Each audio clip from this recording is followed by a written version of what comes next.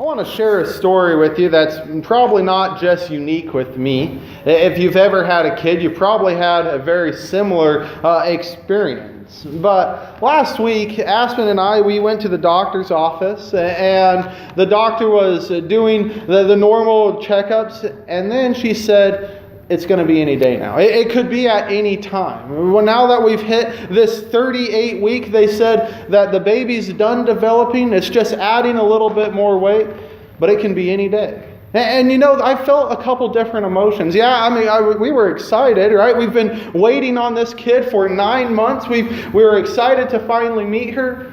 But then it's also nerve-wracking to think about any day. They told me 9 months ago it was going to be January 28th, but now, as we begin to think about any time, it could be the 26th, the 27th, it could be the 29th, or even the 30th, that we don't know when that baby's going to come. And when you think of it that way, we then begin going through our mental checklist to make sure we're actually prepared. Because when Aubrey was born, it came at midnight. Aspen woke me up at midnight to go to the doctor. We didn't plan that we were going to take a quick cat nap and then head out. That was when it came, at the least expected hour.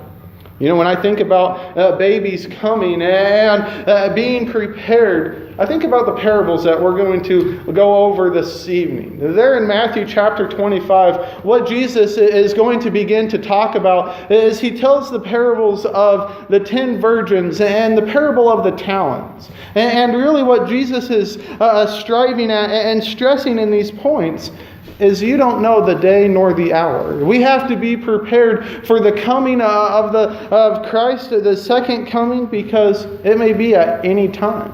And in fact, as we begin to look at these parables, as we've done in the past, what we have to do is first set the scene. See who Jesus is talking to, and see why he is even telling these parables. And go ahead and turn back to Matthew 24, actually. Because what we find there in the first 3 verses is Jesus is talking about how the temple is going to be destroyed. And then there in verse 3, his disciples come to ask him a question. As he says, as he was sitting on the Mount of Olives, the disciples came to him privately saying, "Tell us when these things will happen. What will be the sign of your coming, of the end of the age?" When you think about the disciples asking that question, it wasn't a question that was really that unique to them. In fact, all throughout history, it seems as if mankind is worried about when will the end be? How will we know when the end of all times is coming? Of course, these disciples were wondering if there was going to be any signs, anything that they can look for so they can get prepared. And don't we see that even still today? Don't we still see people thinking that they can see a time, a sign coming when the end is about to happen? Do you remember Y2K? You read when that type of thing, the ending of the millennium, everyone went crazy. They sold stuff. You read stories about people preparing for the worst because they thought that was the end of all times. And it's happened since then as well. What the disciples were asking wasn't anything unique. And there in verse 4, Jesus answers them and said to them, "See to it that no one misleads you."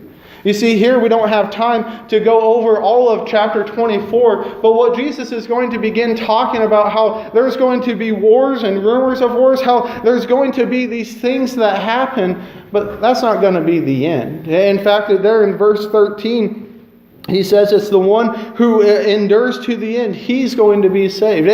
There's going to be something happening after all of this will take place. In fact, I know there's a lot of discussion about how to read, how to learn from Matthew 24 here. And what we find is really verses 1 through 35.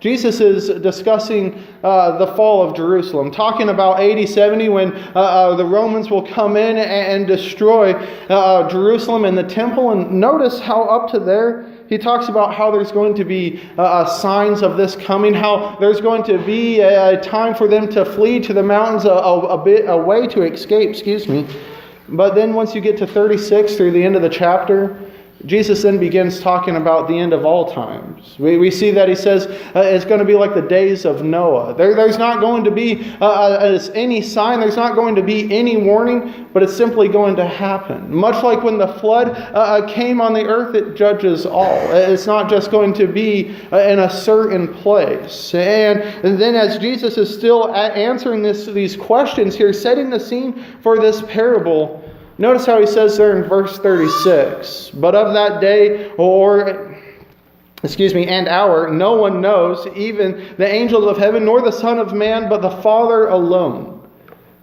When the disciples asked, what's going to be the signs of your coming? How will we know? Jesus answers, well, no one knows. No, not the Father, not the angels, not the Son, but only the Father. He again asks there, it says in verse 44, he says, for this reason you must always be ready, for the Son of Man is coming at an hour when you don't think he will. Yet again, telling them, you're not going to know at this coming, when this coming is going to happen. And even yet again, he tells them in verse 50 at the end of this chapter, he says, the master of the slaves will come on a day when he does not expect him, at an hour which he does not know. When the disciples came and asked that question, what will be the sign of your coming? How will we know when this will all come? When people today even ask, how will we know when the end will be here? Jesus says there's not going to be any signs. There's not going to be any warning. When the Son of Man, when Christ returns, it's going to be at an hour least expected. And it's for this reason he begins telling these parables. This is the scene. He's talking to his disciples and he's beginning to explain to them how they can be ready for that end of all times. And now we come then to chapter 25. And when the first parable he begins telling is the parable of the 10 virgins. Let's go ahead and read it together. He says, then the kingdom of heaven will be compared to 10 virgins who take their lamps and went out to meet the bridegroom. 5 of them were foolish and 5 were prudent. For when the foolish took their lamps, they took no oil with them. But the prudent took oil in their flasks along with their lamps. Now when the bridegroom was delaying, they all got drowsy and began to sleep. But at midnight there was a shout, behold, the bridegroom had come out to meet him. Then all those virgins who rose and trimmed their lamps, the foolish said to the prudent, give us some of your oil, for our lamps are going out. But the prudent answered, no, there will not be enough for us and you too. Instead, to the dealers and buy some for yourselves. And when they were going away to make the purchase, the bridegroom came, and those who were ready went in with them to the wedding feast, and the door was shut. Later the other virgins also came, saying, Lord, Lord, open for us. But he answered, truly I say to you, I don't know you. Be on alert then, for you do not know the day nor the hour. You see, when we read this parable, it might be good for us to maybe have an understanding of a custom that was happening then. Because what Jesus is doing is he's talking about a wedding ceremony here. And the disciples, they would have been very familiar with how this process worked. Back during this time, what would happen is they would take the bride often to either the groom's house or to the parents' house, and the groom wasn't there. But they would have these virgins, as Jesus describes them, almost like bridesmaids picked out. And when the groom came to town, there would be a forerunner that said, here he is. And then these virgins would escort the groom to the bride. It would be a big ceremony. And what Jesus is doing is he's likening the end of the age to this type of ceremony. You see, what we find here is Jesus is again telling them that it comes at an unexpected time, that they always should be ready. And did you notice how Jesus is talking to the disciples? They're likened to those who are the virgins who are waiting on this bridegroom to come. And he says, it's up to you, really, if you're going to be prepared or not. Either you're going to see and understand that when that time comes, you have to be ready, or you're not. There in verse 12, he says, or excuse me, not 12, but at the end of verse 10, he says that the door was shut. When the bride or the bridegroom comes and when they enter in the feast, the door is shut. There's no more preparation after this. Even if you try making excuses saying, Lord, Lord, open for us, it's not going to work. You're going to hear those terms of, truly I say to you, I do not know you. See, what Jesus is saying is, how are you going to be prepared for it? To be alert, to always be ready, because at a time that's not normal. A bridegroom never would come at midnight. That was so uncommon. But that's almost like the coming of the Son of Man. At an hour least expected. Something that he's already mentioned. He's trying to get the disciples to think about, how are they going to prepare? Or have they prepared enough for whenever it happens, they're ready to go out and meet them?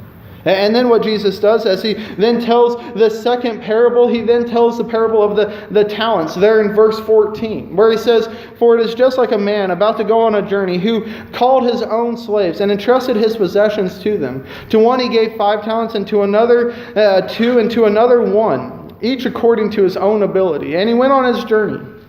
Immediately the one who had received the 5 talents went and traded with them, and gained 5 more talents. And in the same manner the 2 had received 2 talents, and gained 2 more. But he who received the 1 talent went away, dug a hole in the ground, and hid his master's money.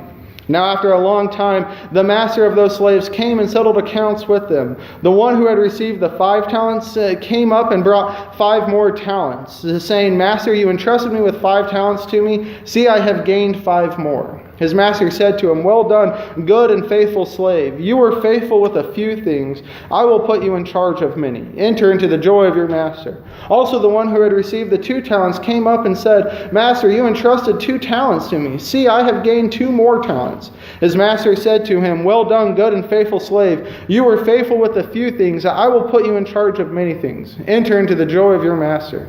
And the one who also had received the 1 talent came up and said, Master, I knew you to be a hard man, reaping where you did not sow, gathering where you scattered no seed. And I was afraid and went away and hid your talent in the ground. See, you have what is yours. But his master answered and said to him, You wicked, lazy slave, you knew that I reap where I did not sow, and gathered where I scattered no seed. Then you ought to have put my money in the bank, and on my arrival I would have received my money back with interest. Therefore, take away the talent from him, and give it to the one who has 10 talents. For to everyone who has more shall be given, and he will have an abundance. But from the one who does not have, even what he does have shall be taken away. Throw out that worthless slave into the outer darkness, in the place where there will be weeping and gnashing of teeth." Again, we have to remember, why is Jesus telling these parables?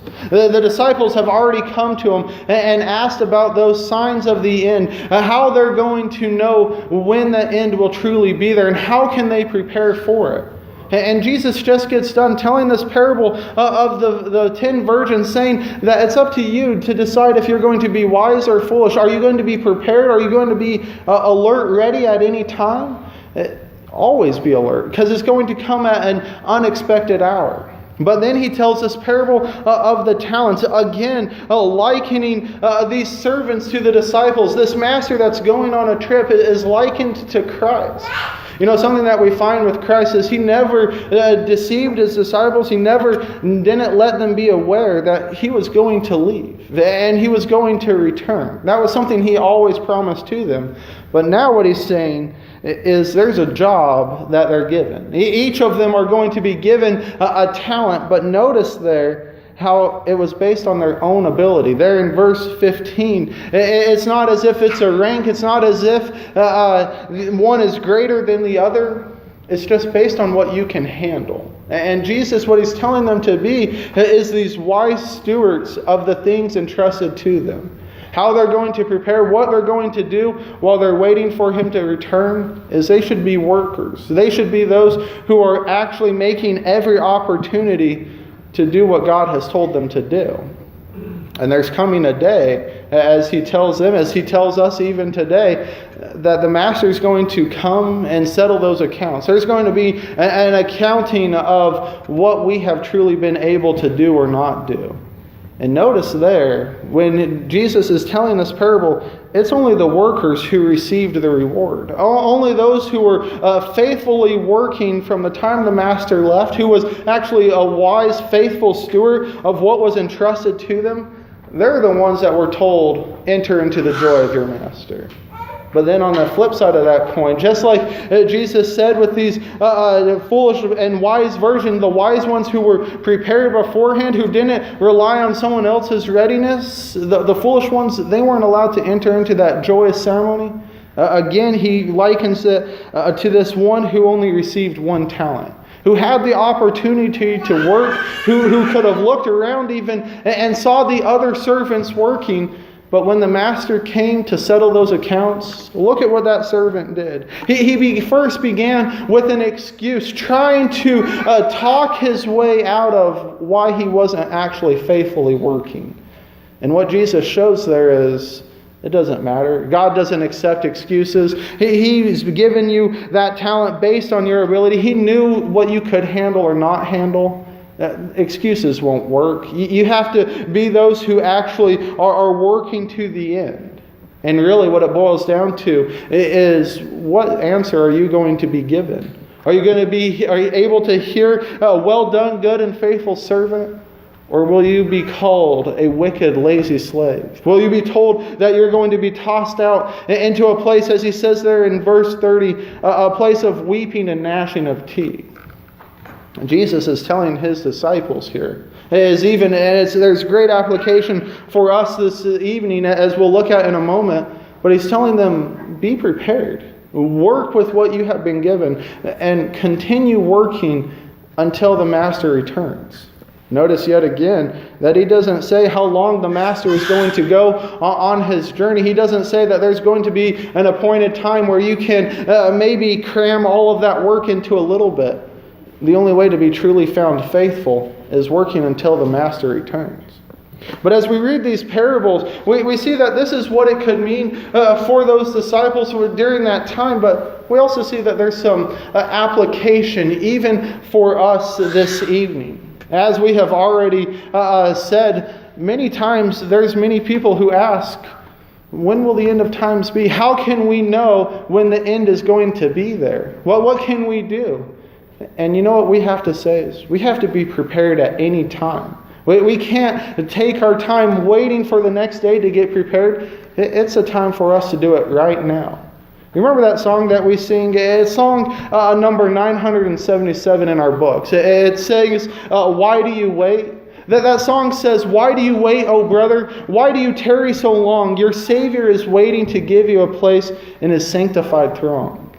You know, there's some who are just waiting, who are outside of Christ, and they're not making every effort to be prepared. They're thinking, well, I'll get better later on. I have more time coming, but they don't know. Just like that song says, that question that we have to ask is, why are you tarrying? Or why do you wait?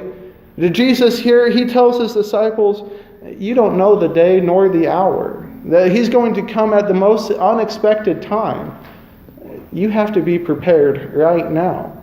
For those who are outside of Christ, they have to understand that even excuses don't work. That the excuse of, I ran out of time, I didn't know. Remember what Paul says there in Romans chapter 1 and verse 20? Where God has made it so that man is without excuse. We can't try make an excuse of, why didn't we come to Christ? Why didn't we hear that salvation call and actually obey?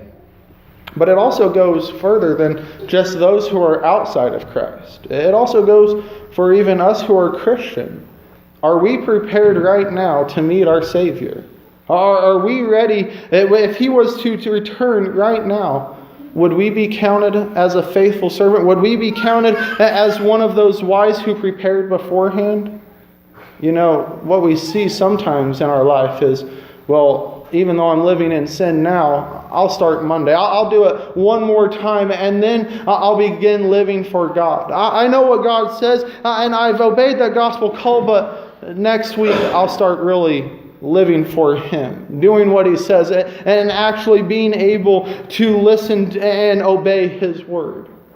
You see, That's a wrong type of thinking about it. That's not preparing beforehand. That's us tarrying, waiting for a better opportunity. The best opportune time for us to begin is right now. After we've come to a knowledge of truth, we have to understand that we can't go on sinning, that we have to be those who are truly following the Word to the best of our abilities. Do you remember what Hebrews writer said? In Hebrews chapter 10 and verse 26. There in Hebrews chapter 10 and verse 26 he says, "For if we go on sinning willfully after receiving the knowledge of truth, there no longer remains a sacrifice for sins, but a terrifying expectation of judgment and the fury of the fire which will consume the adversaries." As Christians, we've come to a knowledge of truth. Well, we know what God expects of us. But if we continue to go on sinning, thinking, well, tomorrow I'll get my life right. Tomorrow I'll confess. Tomorrow I'll repent of my sins and I'll be okay. We have to ask ourselves, how do we know if we'll even have tomorrow? How are we guaranteed even another minute? One of Jesus' points here is telling this parable is we should always be prepared.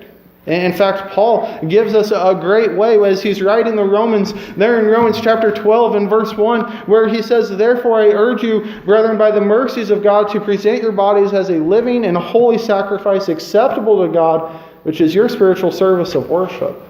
If we're constantly ensuring that our lives are that holy living sacrifice acceptable in God's eyes, ensuring that we're constantly confessing our sins, making sure that we're doing what He wants us to do, then we've taken the right steps in preparing to meet Him. Then we can be assured when He returns, we're not going to be those who He says, "I don't know you." We're not going to be those who are thrown out. But instead we can know that we'll enter into the joy of our Master as long as we have fully prepared ourselves. That's one of the things that we learn as from reading these parables. Another thing that we can learn is that we have to work until the end.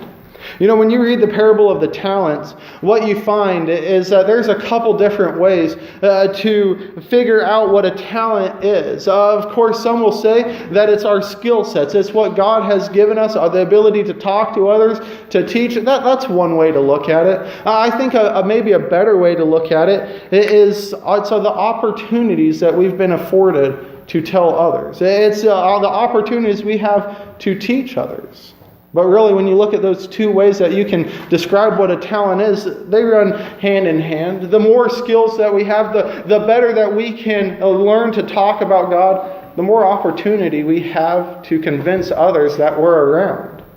But when we're thinking about preparing before Christ comes, making sure that we're working to the end, again, we have to ask ourselves, have we made every opportunity? Have we made the best of every opportunity, I should maybe say, to make sure that we're constantly working for God each and every day?